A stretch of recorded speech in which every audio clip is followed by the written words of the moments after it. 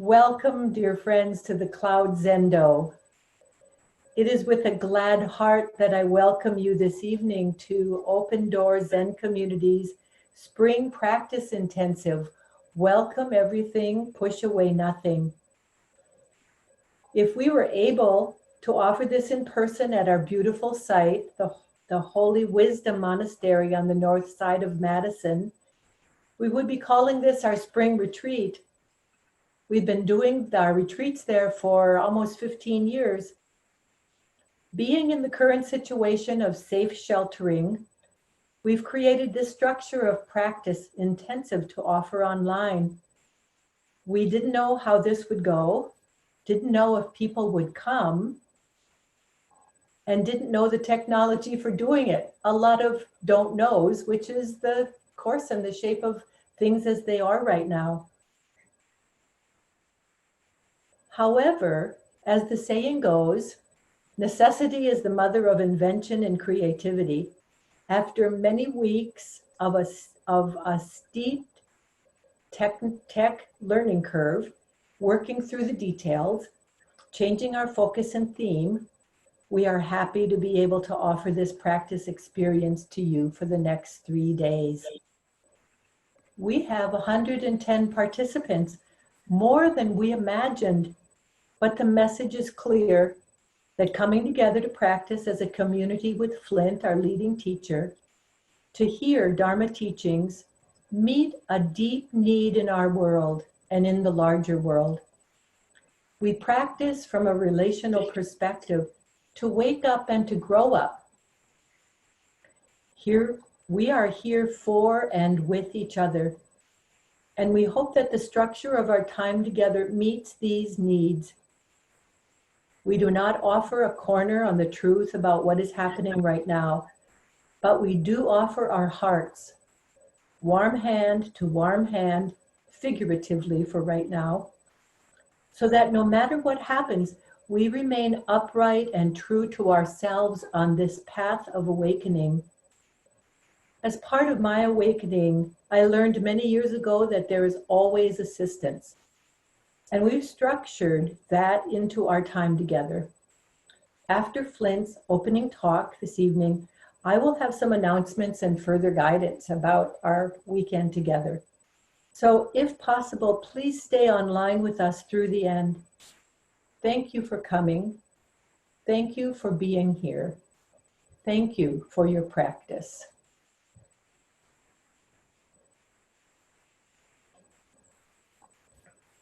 We can turn it over to Flint now. Hello, Flint. How wonderful to see you. Good to see you.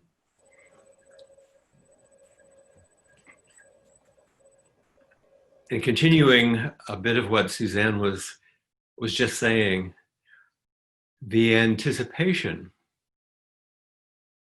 was that, of course, I would travel to Madison and things would carry forward as they have in the past.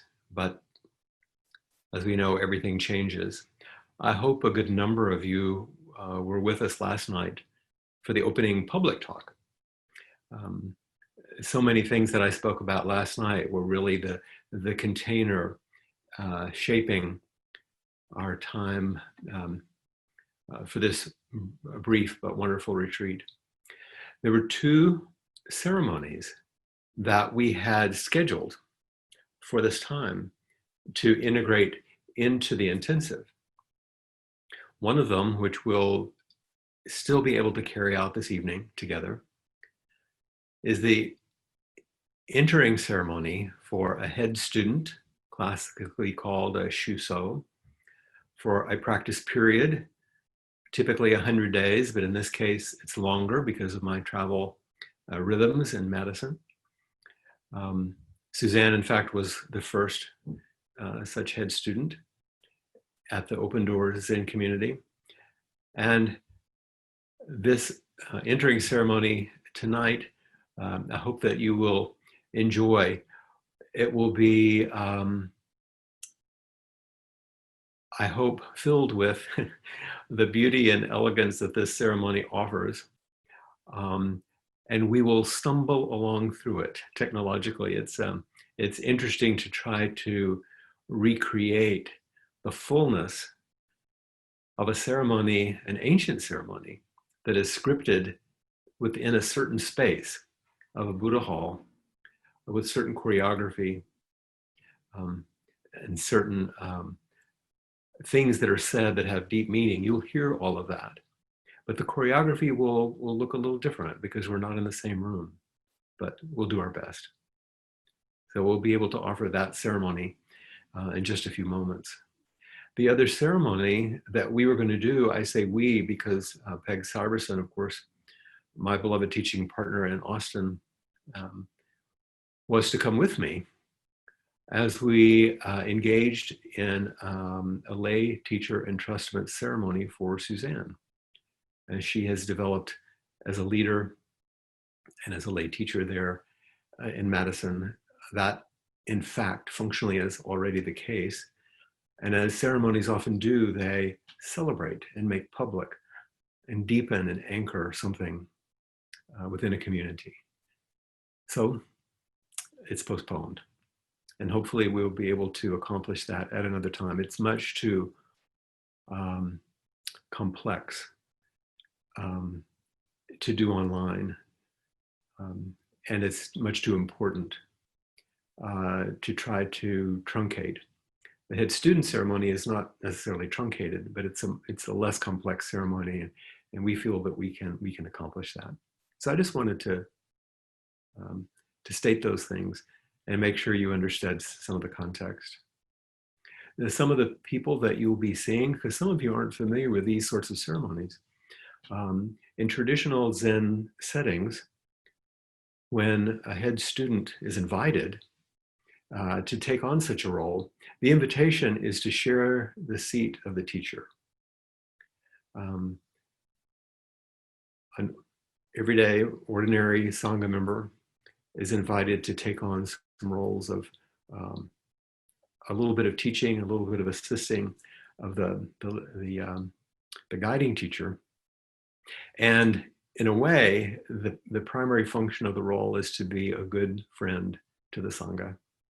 So this is some of what Kathy is going to be invited to do over the next however many months until the completion of her head student, which would typically be probably in October if we're able to travel at that time. In a temple setting, which we don't have, but it's worth mentioning, what looks like the invitation for someone to take on the role appears to be an elevation. Somebody's being lifted up as a head student, being offered to take on certain duties and responsibilities. And yet in a temple or monastery, that same person would be asked to come with their assistant. The Japanese word for it is a benji, their assistant. Early in the morning, before morning early zazen, to take out the garbage and clean all the toilets. So there's a leveling activity as in all of the forms that helps us remember that we're all in this together. Those things won't be required of Kathy. She'll be doing that enough at home since we're not leaving at the moment. I think that's probably enough of an introduction. If you are interested in more, we can certainly offer more about what it means to be a head student, and you'll hear some reflections in just a moment. So I think we should maybe enter into our ceremony, and I may make a few comments as we go through to help narrate it, since we're not in the usual flow.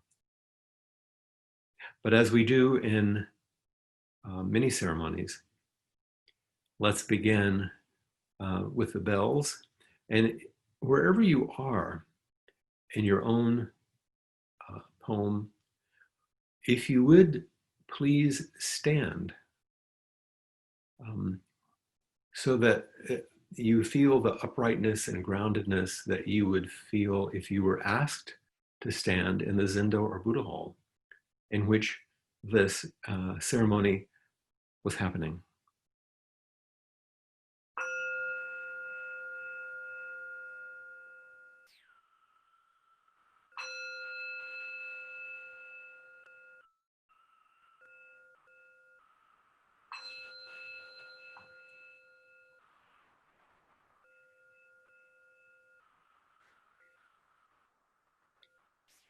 At this time, the senior teacher, which would be me, and the other attendants who were part of the ceremony would enter the zendo with, it'd be me, Suzanne, and Kathy. So we will all, Kathy, if you'll come on camera now, we'll all be offering incense, as would be the custom to begin the ceremony. And once we have Kathy with us, there she is, I'll begin. And please excuse the turning of the world here.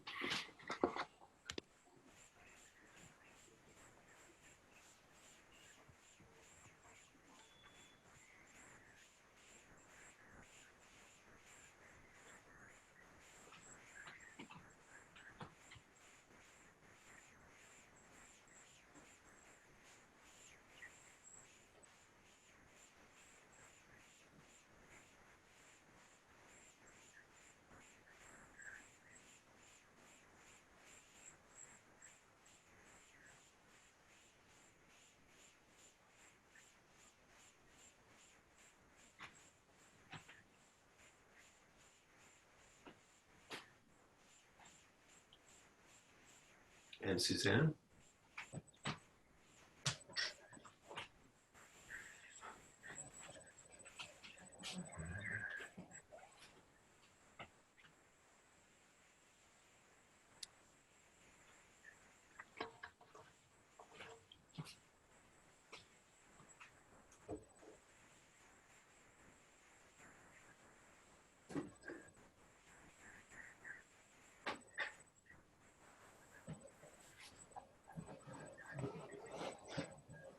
And Kathy.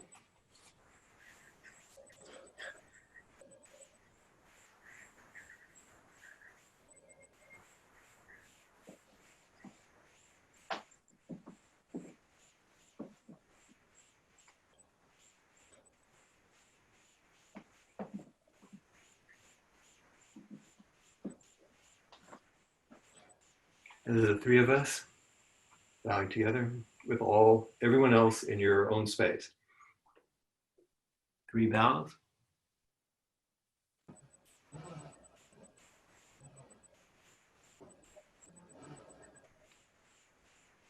You may be seated, except for Kathy. Suzanne.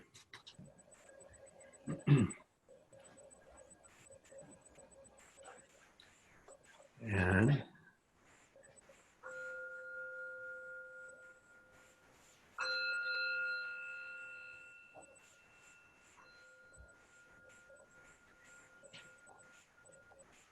This is the opening of the 2020 practice period at Open Doors and Community. Through the deep consideration of our teacher and this Sangha, we offer you, Kathy Rashke, the responsibility of head student for this practice period.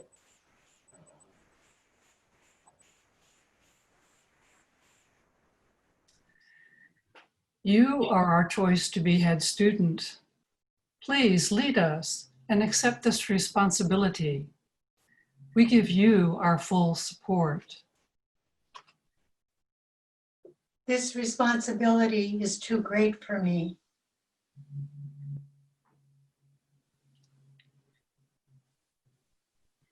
at this point, if we were in the Buddha Hall, Kathy would come stand before me.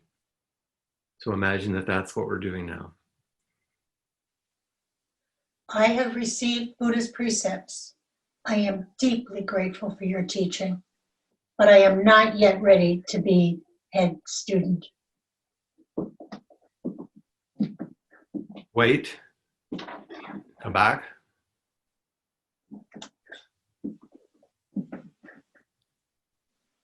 I understand your reluctance, and I know the feeling, and I know this is a difficult time. Please reconsider. I have received Buddha's precepts. I am deeply grateful for your teaching, but I am not yet ready to be head student. Stop more quickly. Come back, please.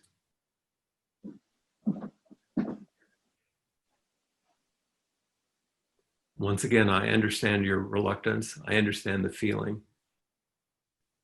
And yet I know as a person who works with children, there are moments in which you don't feel prepared, but you can't turn away from them. Same as being a mother, a sister, a wife, all the different roles that we inhabit, that you inhabit. And you understand what it means to step into what's needed, what's required of you, what's asked of you, even when you think you can't do it. Please accept this responsibility. These are beautiful days. May your good health continue. Please let me help you take care of our practice. Please do help us. I'll say to everyone, this student shares my seat and my responsibilities. Please give her your wholehearted support. I'm going to turn so I can do my vows.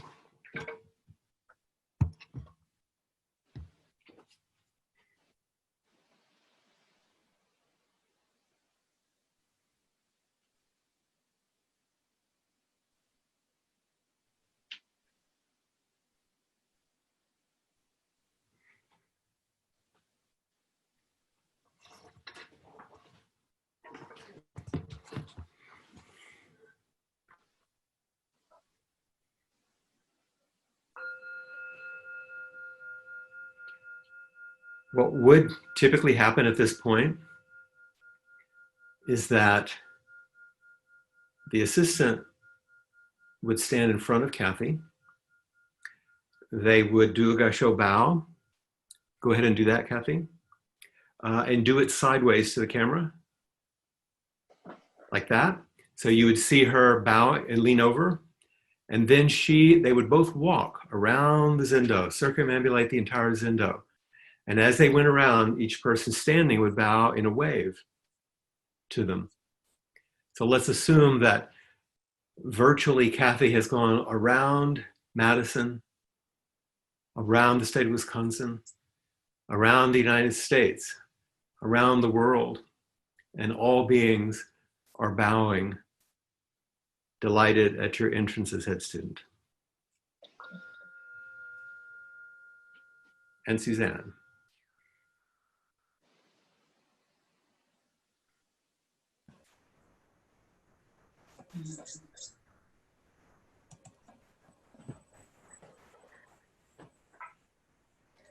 The head student for our practice period is Kathy Raschke.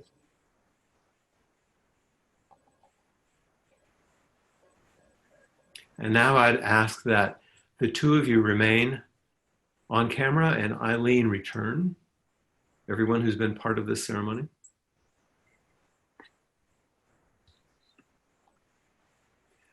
If you would like to remain standing, you can, but if you'd like to sit, I'm going to ask a few questions of you.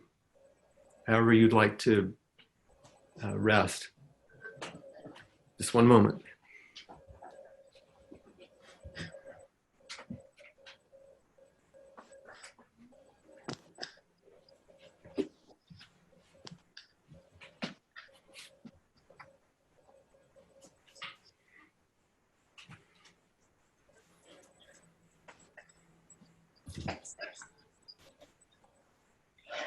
Eileen,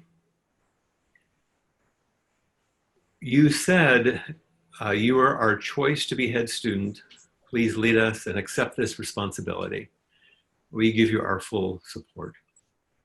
You are our choice. Can you say something about what it means in a Sangha to make such a choice? What was it like for you to consider this kind of choice? What we were looking for first was a person with heart, commitment, and looking around. It was very easy to see that Kathy was a person who would meet this open-armed, graciously and fully. And I'm assuming, because I know this to be the case, that you could see many such people in the Sangha. She wasn't the only one, but at the end of your statement, you say, we give you our full support. Our choice, our support. So she was chosen among those for different reasons. Does not have to do with any sort of being better, but she was a choice. What does your support look like?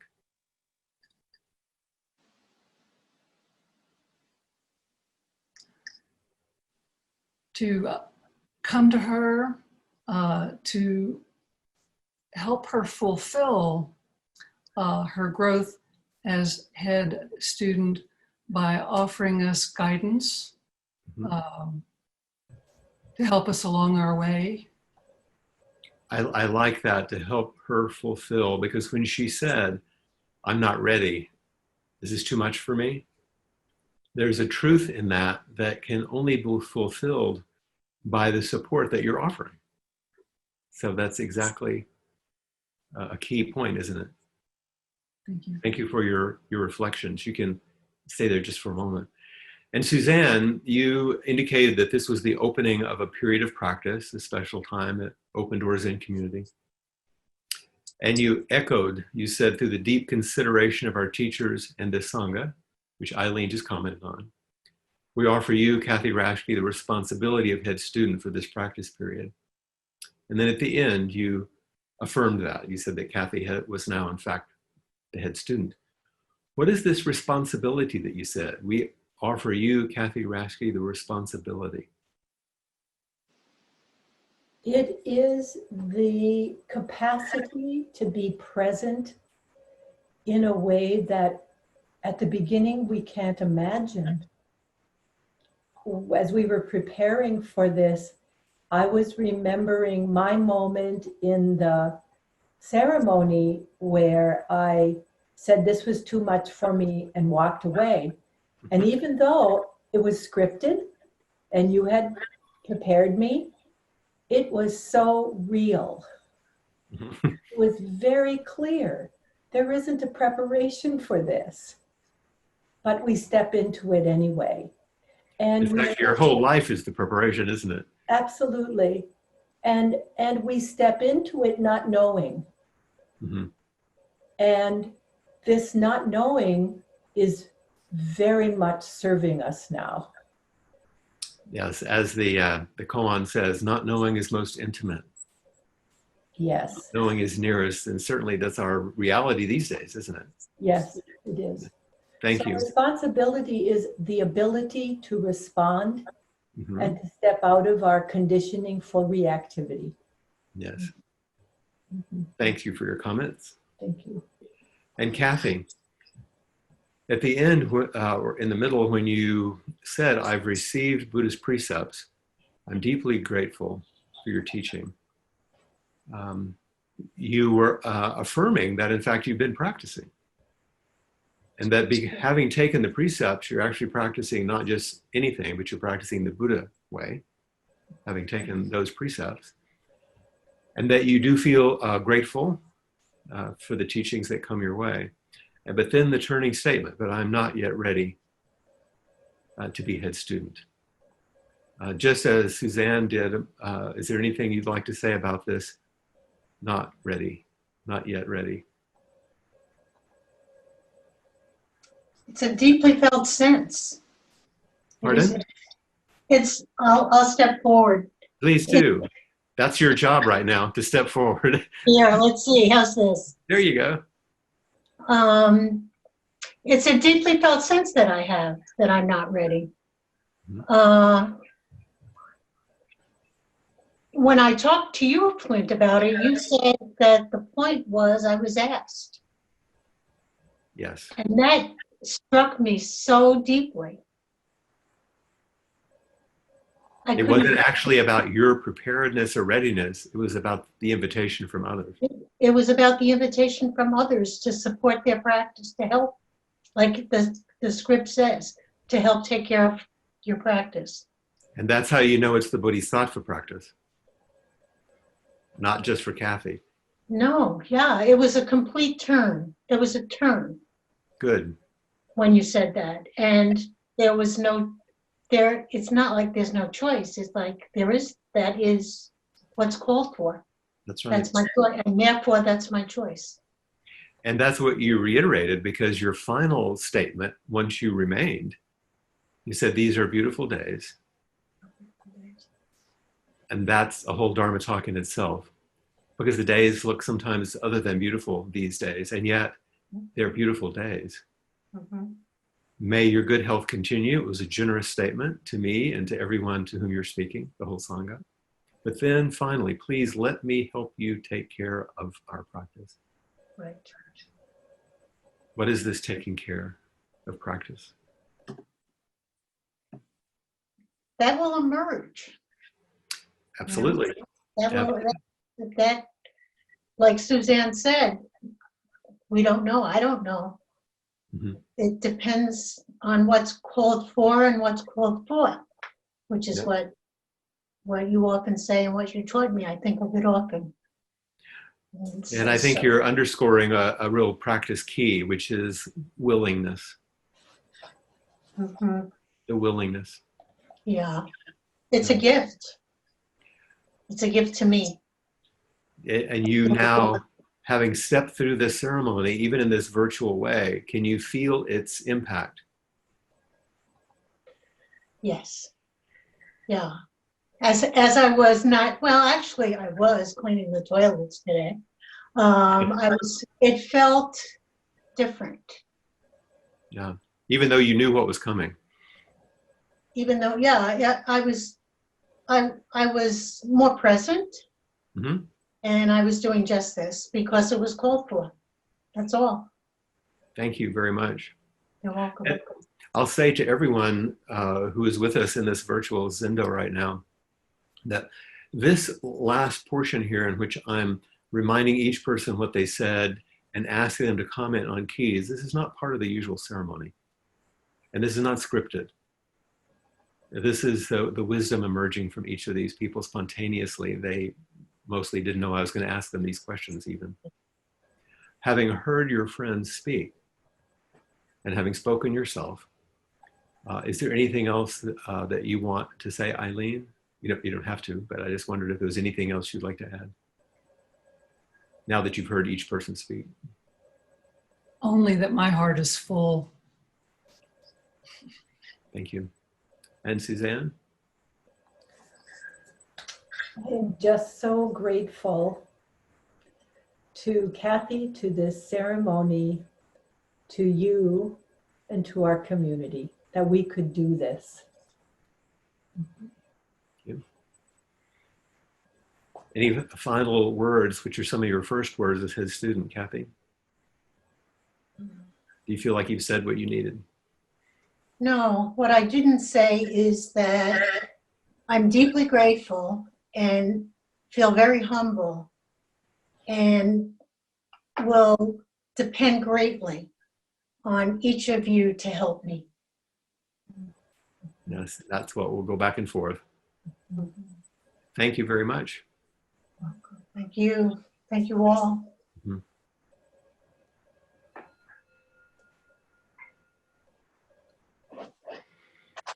Yeah.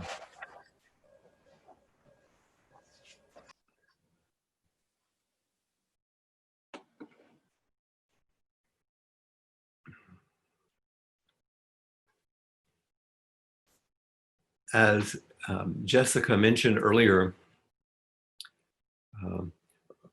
more than likely this evening, I'm not going to do anything presentational as I did last night, so probably won't use a side-by-side view for any reason. You can just use speaker view or any other kind of view that would suit you.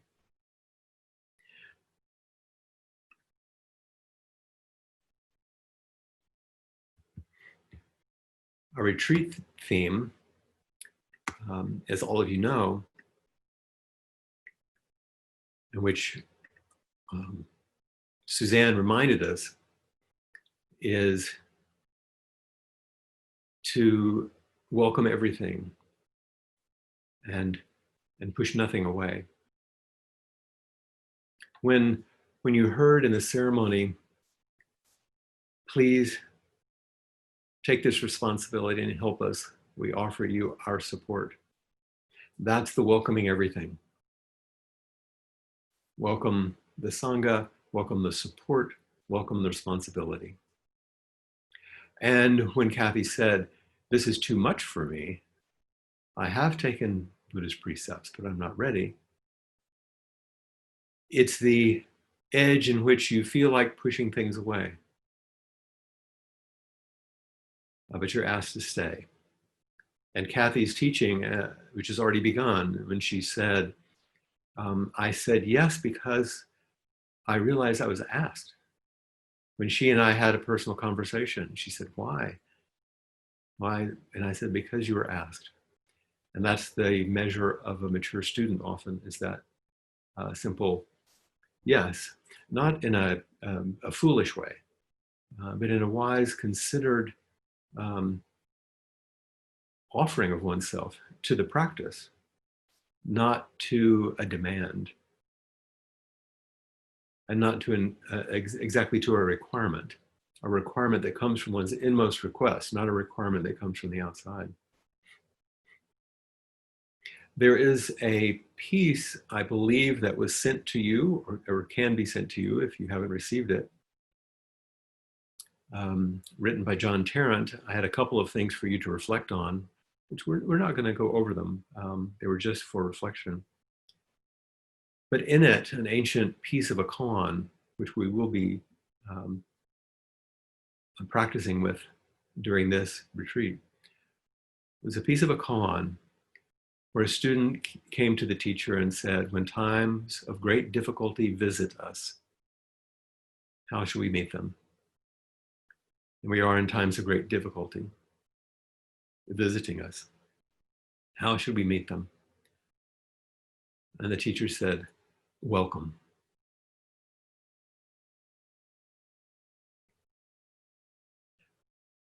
I don't know what the original words were because these are old stories from China and Japan. But the translation, when times of great difficulty visit, when someone visits, they're there for a while and then they leave. Great difficulty is visiting. And it will come to an end. And then, of course, other things will unfold as a result. How should we meet them? The student doesn't say, when great difficulties visit, what should we do about it? How should we solve the problem? Should we close the door if they attempt to visit and we don't want it? None of those particulars. How should we meet? What's the intimacy required? And the teacher said, welcome. So in some ways, this is the central or essential story that supports our practice path. And these are the essential teachings that describe the very essence of Zazen, our most central practice, the one that's non-negotiable, of our upright, steady, immobile sitting, or in some cases, walking or lying down, depending on your capacity. But uprightness, whatever uprightness is for you, if it's true, if it's deeply grounded. This is our Zazen. There is a phrase many of you have heard already, which I believe I first heard in a retreat with Reb Anderson, where he said, we're sitting as we face the wall with the attitude of, thank you very much, I have no complaints whatsoever, which is a little bit of a cheeky way of saying, welcome everything, thank you very much. I have no complaints whatsoever. I'm not going to push anything away, including all the complaints that I have, because it'd be quite easy to push those away or try to change them or be better. But thank you is the welcome, always the welcome with each breath, with each sitting. I have no complaints, even about my complaints, meaning I'm willing to face life as it is. So it doesn't suggest that you have no preferences, no feelings, no thoughts, no embodied reactions. That's being alive. Not having those would be a terrible, terrible draining of vitality from all of us. But it suggests that we welcome our preferences. We welcome our feelings and thoughts. We welcome our embodied reactions. Because sometimes, when times of great difficulty visit us, how should we meet them? Sometimes the times of greatest difficulty are what's happening inside. So we welcome those. We sit to receive and to come forward to meet and welcome everything without pushing anything away, including our intense desire to push difficult things away. There's a story I heard recently in which I have repeated in one of my inquiries not too long ago. From a story that came through one of our friends in the Ecumenical Buddhist Center in Arkansas, speaking about her brother's one Dokusan, or private interview, practice discussion with Suzuki Roshi many, many, many years ago. And he said to the teacher, "If I meditate, will I be less sad?" And Suzuki Roshi said, "What's wrong with sad?" And rang the bell to dismiss the student. What's wrong with sad? What's wrong with mad? What's wrong with glad? What's wrong with despair? What's wrong with joy? What's wrong with passion? What's wrong with it? There's nothing wrong. Can we meet each thing fully? Can we find out what it means to us, how it moves through us, what the impact is if we express it back in the world? And this is how we begin. There are some things that I'd like for you to do and get accustomed to in terms of our Dharma talks, which we haven't done in the past, but I think are useful. When we are outside of the Zendo, outside of the Buddha Hall, outside of our retreat space, I think it's useful, rather than to relax into being more casual, I think it's actually useful to have more forms. Since we're not held by the coming together and the space that we normally have, we need to hold each other with the forms. And I'm not sure if you were all sent the verses to chant before the Dharma talk and after the Dharma talk. But I will say the one that usually comes before. I've had kind of a long introduction here to enter into the topic. What we would normally do once we settle for the Dharma talk is to chant this 4-line verse.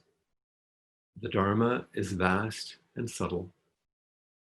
We now have a chance to hear it, study it, and practice it.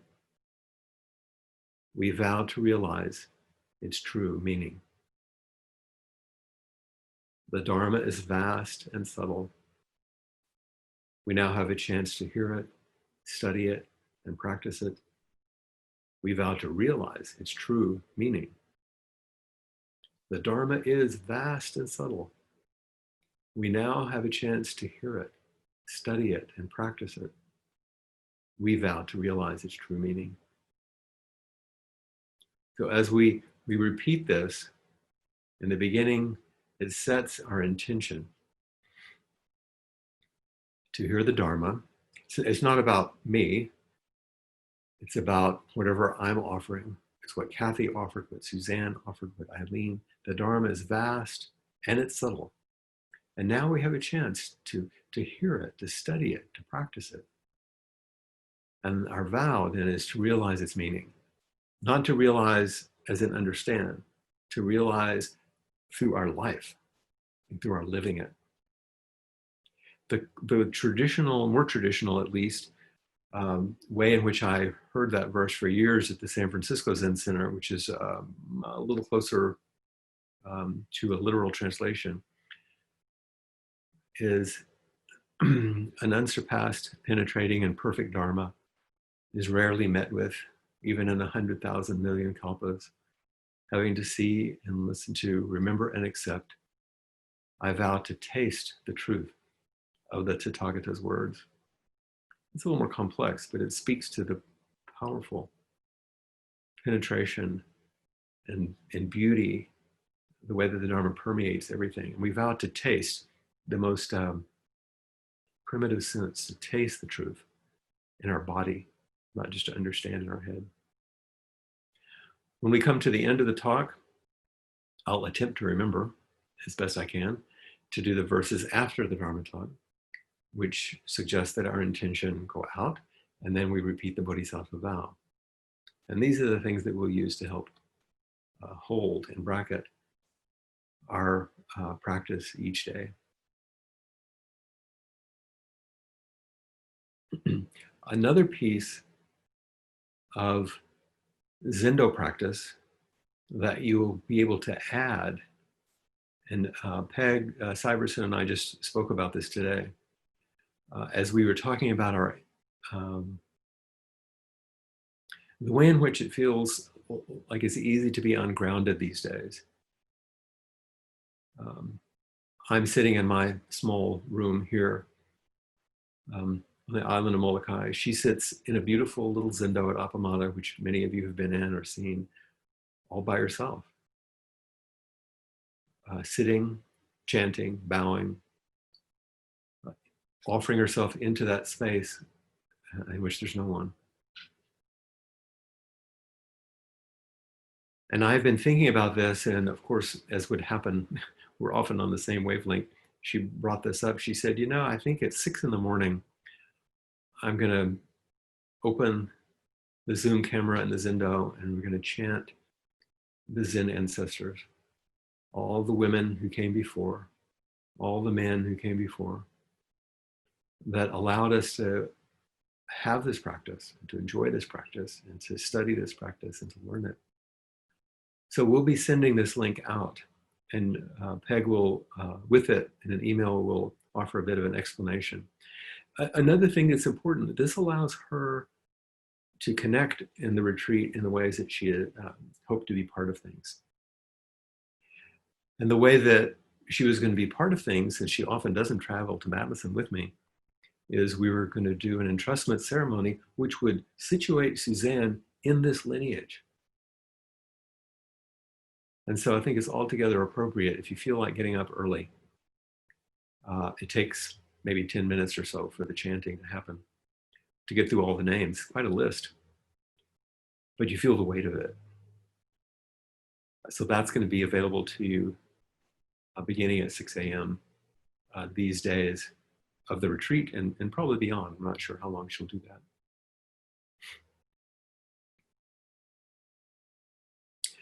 As I begin preparation for today's talk, as always, I take some time to go deep inside to see what wants to come forward. I sometimes will look at some of my resources, like we all do, books, things that I've taught in the past, things that will stimulate or call forward what's needed around the topic. And for some reason, I took a book off my shelf that I hadn't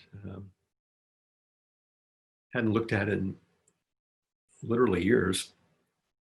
I saved it back when I let go of my library at Appamada because it is a unique and difficult to find text. It's a small book. I have it in paperback called A Zen Wave.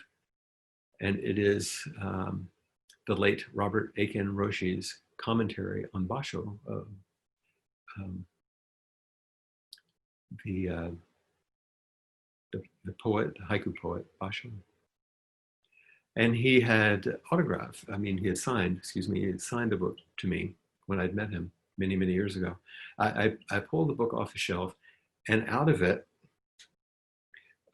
there were a few pictures and also a piece of paper.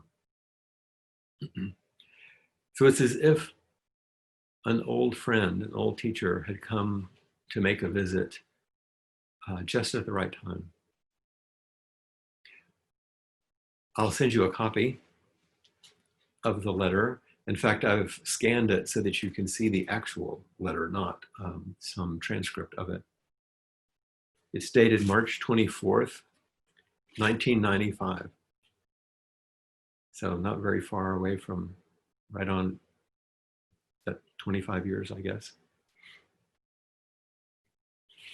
We had met, Roshi and I had met at the San Francisco Zen Center when I'd been a guest student there.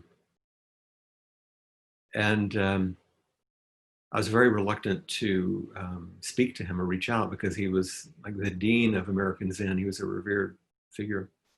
I had his books, I'd read them. And I asked my teacher, Blanche, I said, would it be inappropriate? And she said, no, he loves to talk to students. Go sit down at dinner with him. And so it's like if you meet a celebrity and somebody says, oh yeah, go sit down with them. So I did, and he was quite gracious, and we spoke, and he invited me to come up to the room where he was staying so he could give me a couple of things, and including, I asked him if he would sign my book, which he did. And I said, oh, by the way, I'm going to be in Hawaii in a few months. This was March in the summer on a vacation. And he said, oh, well, we're going to have a zazenkai. Some of you aren't familiar with that term, but it means a brief lay sitting, like 1 or 2 or 3 day sitting practice, a little retreat on the island of Kauai. Why don't you stay and be part of it? He said, I'm going to Asia, but I'll be back in Hawaii, and it'd be great to have you in the retreat. This is when I'd done maybe a 1-day retreat. It was in the beginning of my formal practice. And so I did. I changed my reservations because the retreat was at the weekend following the end of my vacation with Aaron and another couple that we'd gone with. And so with some anxiety, I arrived at the home, like a little house at Apamata, Peg's house, a little home above Kapa'a on the hill, on the Mauka side, we call it here, the mountainside of the island. And they showed me where I would sleep, my sleeping bag. And then they said, oh, by the way, Hiroshi is ill and he won't be able to come.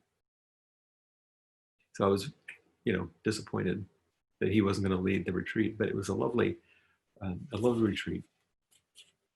And maybe I will attempt to show you one of the pictures that came out of it, just for the fun of it. If you'll pardon my messing around here just for a second.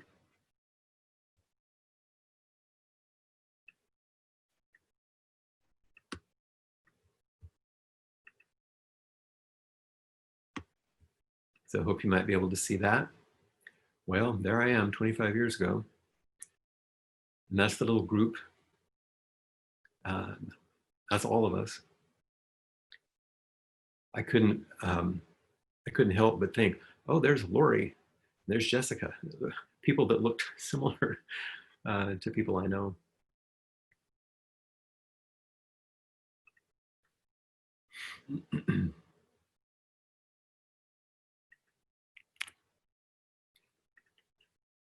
I want to read the letter to you. and partly because it's such a beautiful reflection of this retreat theme. And like I said, it was as if this came to me just at the right time. What you might be able to see is that, and what's this? I'll give you a copy. It's a printed letter and written, on a typewriter and then copied. The date was written in, the name was written in, and then, because it's to a lot of people, and then a personal note on the back. So that's what I'm reading from. He says, "Dear Flint, just back from a month in Thailand and Japan. I'm faced with the usual mound of correspondence. So here's a general letter with a personal note at the end." That's a good idea. "My purpose in making the trip was to attend 2 conferences in Thailand of the International Network of Engaged Buddhists. The first, a paper-driven series of meetings on the topic, Envisioning a Dharmic Society. This is 25 years ago. And the second, a larger gathering of Buddhists across the world for networking and country reports, checking in. He said, I was most impressed by the writings and spirit of Buddhadasa, the progressive Theravadan thinker who died in 1993, so just 2 years prior to this meeting. I felt his presence in every paper and report and was moved by the way his social philosophy parallels and runs ahead of my own. So that's the context. And then he offers a small quotation from Buddhadasa's writing. And this is my point in reading this. So this is Buddhadasa. The entire cosmos is a cooperative. The entire cosmos is a cooperative. The sun, the moon, the stars live together as a cooperative. The same is true for humans and animals, trees, and soil. Our bodily parts function as a cooperative. When we realize that the world is a mutual, interdependent, cooperative enterprise, that human beings are all mutual friends in the process of birth, old age, suffering, and death, then we can build a noble, even heavenly environment. If our lives are not based in this truth, then we will all perish. I'm going to go back and read some of that in just a moment. I won't read all of the rest of the letter. He speaks about some other writers and people that he found inspirational. He talks about what it's like to be in Thailand at that time and the immense amount of building that was going on and how they were trying to keep up with what they were becoming. And how, such as this, he says, Bangkok is, they say, the most polluted city in the world. Salt is entering its water table. One wonders if all the new forms can hold themselves up. He talks about seeing cranes in the buildings going up. Japan, by contrast, is almost sedate, with a relatively old country feeling, especially in Kyoto. And he says, I met with the Sanbo Kyodan officials in Kamakura. Some of you know that the Sanbo, now they call it just Sanbo, was another lay lineage out of which the Diamond Sangha, his lineage, came. Just like our way at Appamada has come out of the San Francisco Zen Center and also Ordinary Mind. It's an interesting combination. I met with the Sanbo Kyodan officials in Kamakura and settled the relationship of the Diamond Sangha and the Sanbo Kyodan, which he called separate but amiable. Interesting historical note, which in Kyoto, I stayed with old friend Yoshi and Norm Waddell. Some of you read much of his writings and translations. Prowled antique stores and bookshops and saw a few friends. You can only imagine the beauty of that. Then he says, here are my personal words. And he wrote to me, that's great news that you will do the Garden Sangha Zazenkai. Kauai is called the Garden Island. The Garden Sangha Zazenkai. I'll be very happy to see you. I'm here at San Francisco for a weekend teachers meeting, enjoying a peaceful afternoon before scrawling notes like this. Cheers, Roshi. At the end of that small retreat, by the way, after I left, and this will tell you something about the times, I was so dispirited because I didn't get to be with him, and I was to never see him again alive. I asked some of the senior students who were leading the Zazen Kai, well, I just said, I wish I could speak to him. And they said, why don't you call him? I said, really? They said, yeah. Just like when Blanche said, go sit by him. They said, here's his phone number. And so I did what you would do in 1995 at the Honolulu airport, is I went to a payphone. And remember those? And called him up. He answered the phone. And I said, hi, this is Flint Sparks. And his first words were, oh, Flint, I'm so sorry to disappoint you. His first words were like Kathy saying, in all humility, I'm sorry. Because his vow, his request was to come forward and to offer. And even though he was a great Zen teacher, revered around the world, he could say to someone he didn't even know, some kid, I'm sorry I disappointed you. And the part that he emphasized in Buddhadasa's writings, the last sentence says, if our lives are not based on this truth, the truth that he described there, and I'll say more about it. If our lives are not based in this truth, then we shall all perish. And here we find ourselves. What's the truth? It has something to do with our theme. Welcome everything, push away nothing. Because in doing that, this is actually a statement, and we're making an invitation to realize this truth. And not just realize it, but it's to bet our lives on it.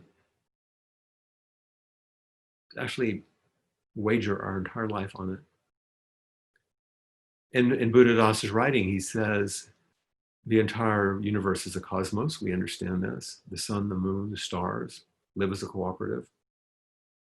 Same is true for humans, animals, soil. We know these things. This is not new. Our human bodily parts are cooperative. When we realize that the world is a mutual, interdependent, cooperative enterprise, which we all know that is not difficult, that human beings are all mutual friends. Now we're actually pushing the edge of our contemporary lived reality right now. Can you say that when you look out into the world, when you watch the news, when you read the newspaper, when you let the impact of what's happening wash over you, that we live in an environment of mutual friendship? That all human beings are mutual friends in the process of birth, old age, suffering, and death. Well, there's a way in which in pandemic and other disasters, we are brought closer to this, that we're all together in birth, old age, suffering, and death. And some of us are feeling that, and some of us are realizing it. And some of it is quite intimate and painful. Some of it is beautiful and poignant. It's everything. But unless there's something that jolts us or pulls us, what we've experienced, certainly in the last few years, is not such a feeling of mutual friendship.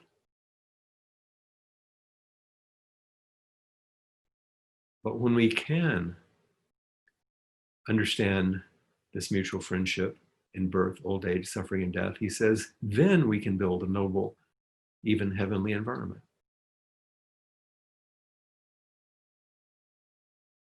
Can we? Will we? I was looking up the definition of noble to see if I missed anything. It's the kind of usual things, but having or showing fine personal qualities or high moral principles and ideals. And I kind of sunk a little. I thought, wow, this seems to be in quite short supply these days, at least publicly, certainly in leadership. high moral principles and ideals, fine personal qualities. And that's difficult.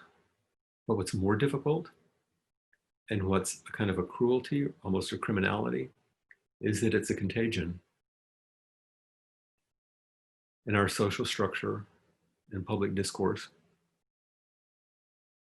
that it sweeps like a pandemic through our culture and destroys people and institutions and things and capacities.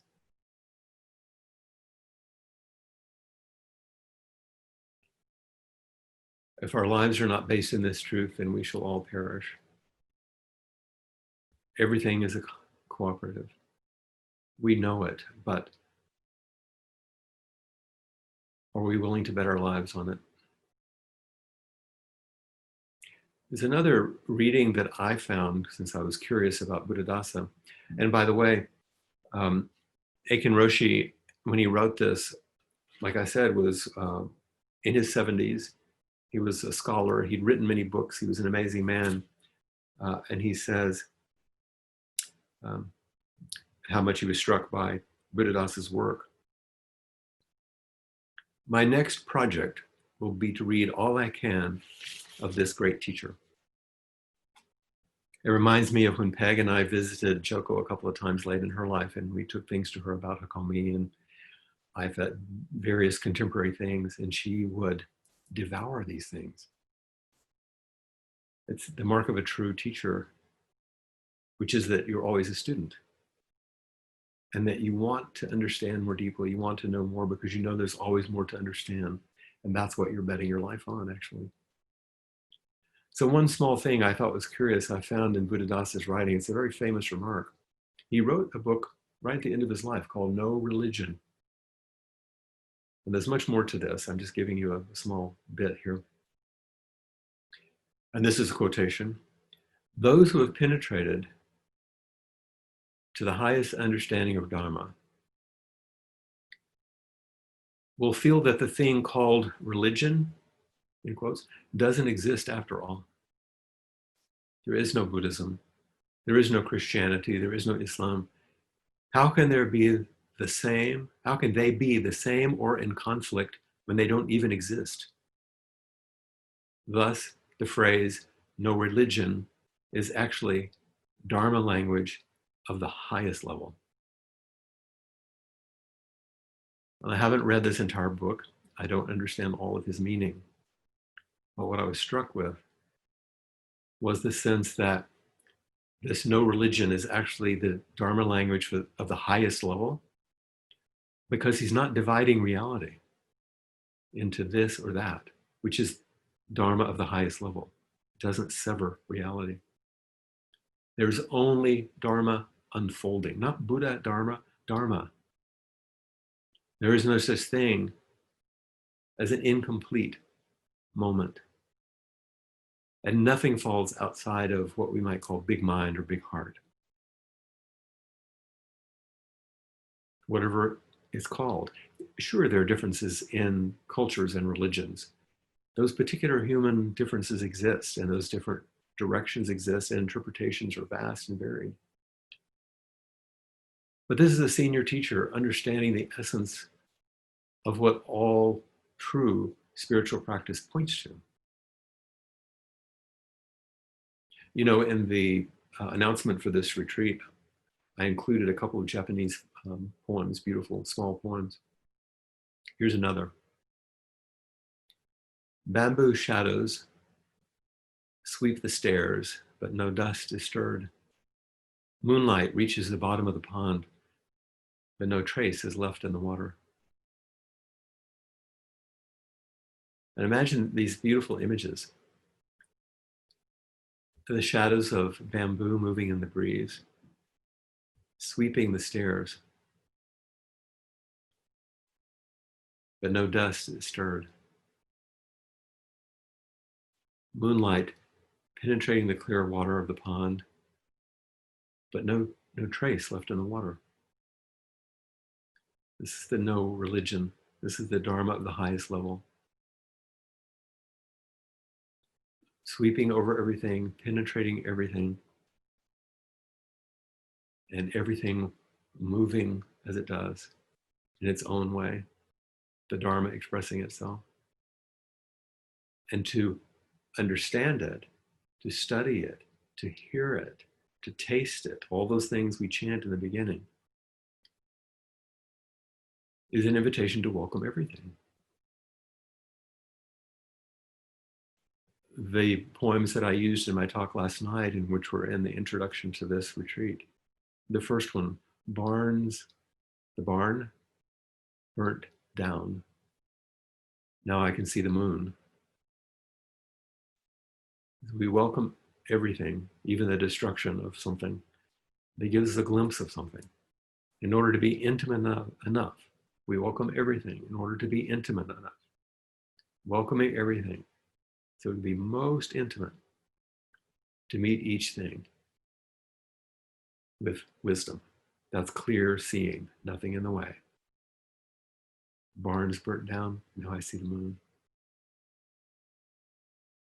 And the second, watching the moon at dawn, solitary mid-sky, I knew myself completely, no part left out, pushing nothing away.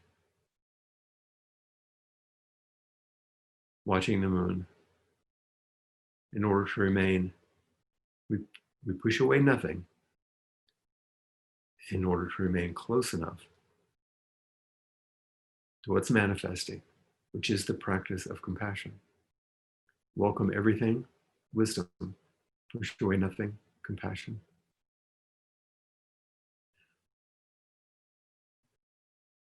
I recently ran across a small poem by Mark Nepo, which I'd used one last evening, I believe, and just happened to find another in the process, which I'd not seen before. It's not very long, but it was so apropos to our time and these topics and what we're moving through. The title of the poem, and I'll share this, anything that I am utilizing, I'm keeping a folder so that we can share all of these things with you. It's called Awakening Rights. And I'll read it more than once, it's not long. We waste so much energy trying to cover up who we are, when beneath every attitude is the want to be loved. And beneath every anger is a wound to be healed. And beneath every sadness is the fear that there will not be enough time. Our challenge each day is not to get dressed to face the world, but to unglove ourselves. That one's poignant. To unglove ourselves so that the doorknob feels cold and the car handle feels wet and the kiss goodbye feels like the lips of another being, soft and unrepeatable. So I know this poem touches the longing of our distance. It touches the pain of our inability to actually do some of these things. But it reminds us of what's important, what's crucial, to turn towards everything, to not push anything away, to deeply understand our interconnectedness and bet our life on it. Because our lives depend on it. We're betting our lives on social distancing. We're betting our lives on putting on those gloves and masks. We're betting not just our lives, the life, others' lives. We waste so much energy trying to cover up who we are, when beneath every attitude is the want to be loved. And beneath every anger is a wound to be healed. And beneath every sadness is the fear that there will not be enough time. Our challenge each day is not to get dressed to face the world, but to unglove ourselves so the doorknob feels cold and the car handle feels wet and the kiss goodbye feels like the lips of another being, soft and unrepeatable.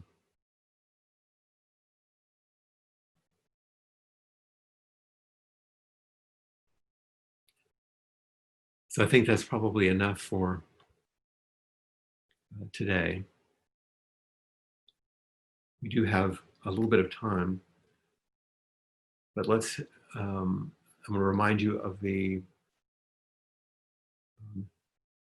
verse after the Dharma talk. If you have those, we'll get them. But before we do the final chant, since we have, I think we go until the hour.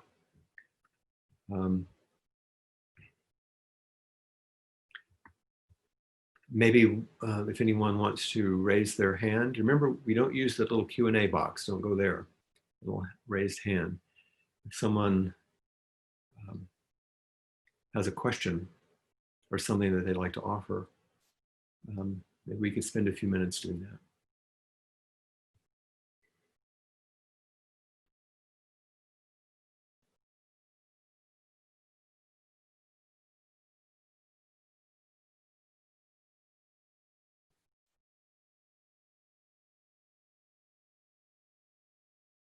I hope it's going to be Catherine. I think that's what I see.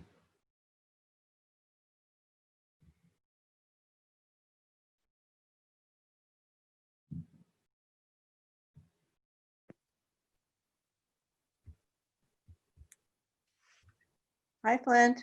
There she comes. Hi, Hi, Flint. Catherine. And Hi. Don. I Hi. see Don on the edge of his cap there. There he is. Yeah. There he is. Okay. So thank you so much for your beautiful teaching and also for the beautiful ceremony welcoming Kathy Raschke. Mhm. And I just want to welcome her, but also I was so happy that you talked about increasing our forums or using our forums during this retreat because I'm slumped on the couch. And, you know, Good for you. I think I wasn't really taking it so seriously. And, but after your talk tonight, I think I'm going to sit on my bench and assume a formal posture during these talks. Mm-hmm. And, I think that was a really good reminder. So I thank you very much. Sure. I just think that it's, like you said, it's easy to, I mean, I want you to be comfortable and take it easy. That's good. But to remember how to contain, and you know this as a teacher, you've done it many times in your own teaching, how to contain what we're doing so that it can have its full fluorescence, you know. Yeah. And that's why I'm wearing the Rakusu. Of course, we had a ceremony also, Yeah. and why we offer these things. So thanks for that reiteration and that you felt the importance of it. Yeah. Thank you so much. Great to see you both. Yeah. Yes, thank you, Flint. Okay. Beautiful. Bye-bye. As usual, beautiful. Thank you.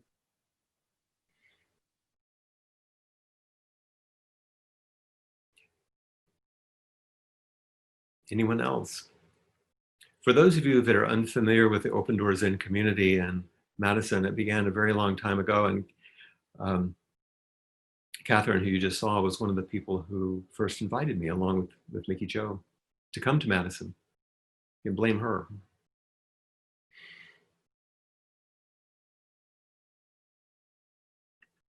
I'll check with my moderator. Is someone else coming on?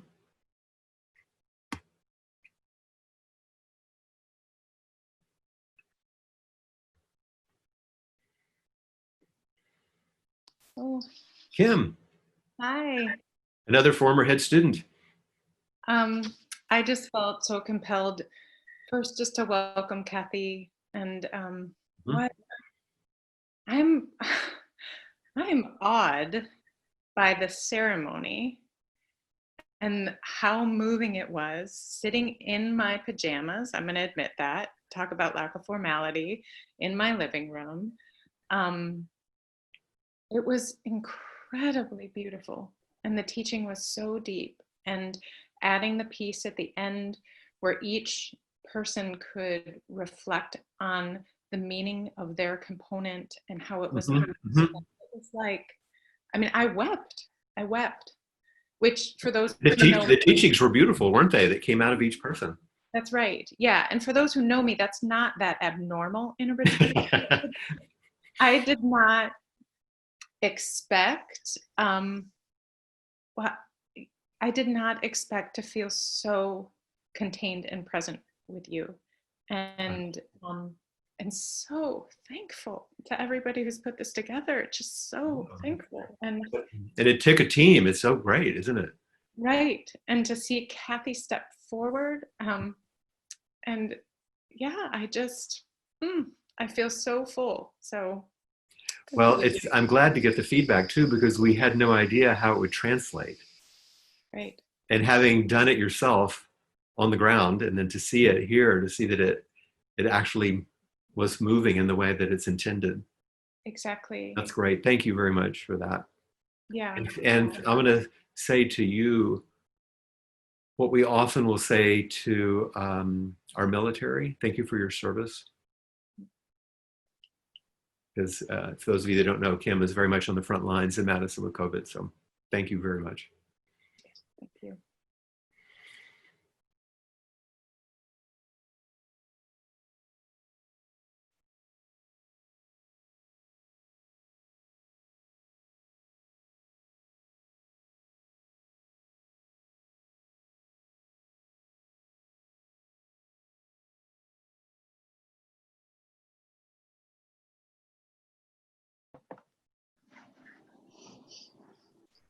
Nancy? Hi, Flint. Hi there. Wonderful to see you. Thank you for being willing to go this journey with us. Of course. I I just didn't even have to fly in an airplane to do it. I know. I feel very blessed. I had an opportunity to go to the Open Door last year and was planning on coming back because it was so rich. So I'm really glad that we can participate this way. Yeah, it's a blessing that we have so many people. Yes, she's All at around. 110. That's wonderful. I just had this desire to let you know that when you were reading that last piece, I got so lonely and just really sad because we're so separate. And this is going to sound really strange, but I reached out and I touched your shoulder on the screen, and Yes. it felt better. I felt Yes. connected. Yes. Yeah. It's amazing how that happens. A couple of days ago in an inquiry, we were talking about the same longing. Mm-hmm. And just like right now, where you're touching your chin and your chest. Yeah. I don't know, were you on that inquiry? Last night? No, a couple No, of. I wasn't. No, I was not. No. Yeah. And so since your habit is to touch your face a little bit, forget the COVID thing for a minute. I know. Go ahead and just feel the way that you're touching your face. Only take your other hand and put it on your hand as if that's me. Yeah, so you leaned into it automatically, didn't you? Yeah. You just leaned over. Or let me take your face like you would a sweet child, you know. So it's just fine to reach out. I thought it felt a little strange when I touched the screen, and I thought, I wonder if he can feel me touching him. I wondered what that was. You never know, Nancy, but it is important for us to enact these things together, and our nervous systems use what we can and use what we have. Right. So thank you. Thank you.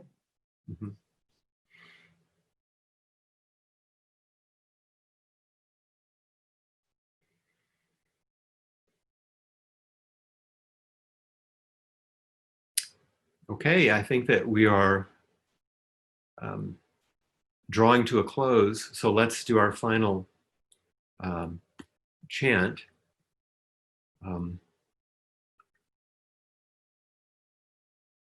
The way that it's typically done is there's a 3-line verse and then the Bodhisattva vow, which we do in 3 ways. I'll just speak them to the screen this time. If you have this, you can certainly do it with me. If you don't, we'll make sure you get it so you'll have it for next time.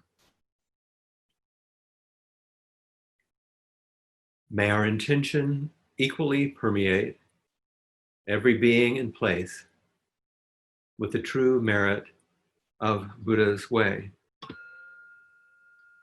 The beings are numberless. I vow to free them. Delusions are inexhaustible. I vow to end them. Dharma gates are boundless. I vow to enter them. Buddha's way is unsurpassable. I vow to embody it. The beings are numberless. We vow to free them. Delusions are inexhaustible. We vow to end them.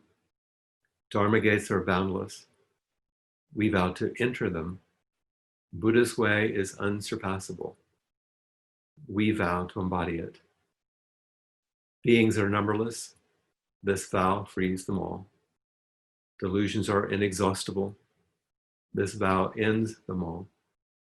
Dharma gates are boundless. This vow enters them all. Buddha's way is unsurpassable. This vow embodies it.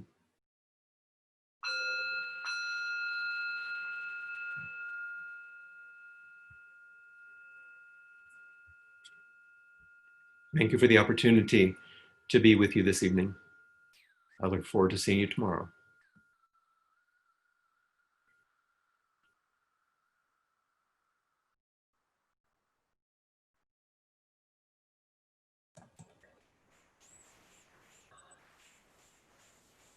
Thank you so much, Flint. So we'll, I have a few announcements and some guidance for how we're going to be doing the rest of the our days together. So I'll just read them. And if you have any questions about anything at all, there's email addresses on the email that you have that we're going to ask you to use every time. So please use that. So please keep that email because the link will be used, that one link will be used all 3 days. We ask that you arrive by 5 minutes before, that's called Zen time, before any of the sessions. Please do that. The chants that Flint referred to, you did get sent them. They are in a PDF. And if you want to print them off to have them next to you, go ahead and do that, because we will be reciting them, and then you'll always be muted, but you can recite them with us. The 2 articles that Flint referred to, they were also attached to the email. Those are for your support and for your reflection. We're going to be recording each session. So like tomorrow morning, we start at 7, and as we do Saturday morning, if you're not able to get there at that time, that will be recorded, and each evening will be recorded as well. And you'll be receiving emails with the recording link. The contact information for both technical and practice support is in that email. Eileen will be in charge of technical support, so if you have anything, question about using Zoom or anything like that, please contact her. Kathy, Catherine, and myself are the practice support people. And what practice support is, it's questions about your practice, about practice concerns, about requests for support of some sort. So please, if you want to contact, email one of us and we'll be in touch with you. Walking meditation is a basic practice in Zen and in our community. We can't do that as a group, obviously. We considered it, but that would not be in line with our needing to shelter in place.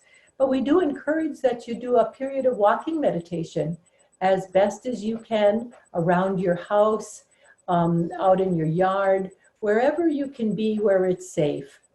So please consider that, and however long you want to do that, that's completely up to you. We're not asking you to be silent, have this be a silent retreat, and noble silence, at least for part of this, can be very nourishing to your practice. So that's completely up to you as well. And I think that is it for tonight. I'll be meeting you here at this same link tomorrow morning at 7 o'clock. We'll begin with 10 minutes of movement, have a period of sitting meditation, and then we'll give you some guidance, and we'll be complete by 8 o'clock. And then you go on with the rest of your day until tomorrow evening when we'll meet again at 5:30. All right, thank you so much, everybody. Oh, And yes, if you're interested in chanting the names of the ancestors at 6, thank you. that might be, we'll try to get that to you. All right. And then you'll be able to be with Peg for a bit. Yes, and that's Central Time. Peg is doing it at Central Time, yes. Okay. All right, great. Thank you. Thank you, Flint. All right, good night, everybody. We'll see you tomorrow morning if you join us, and tomorrow evening as well. Take care. Goodbye.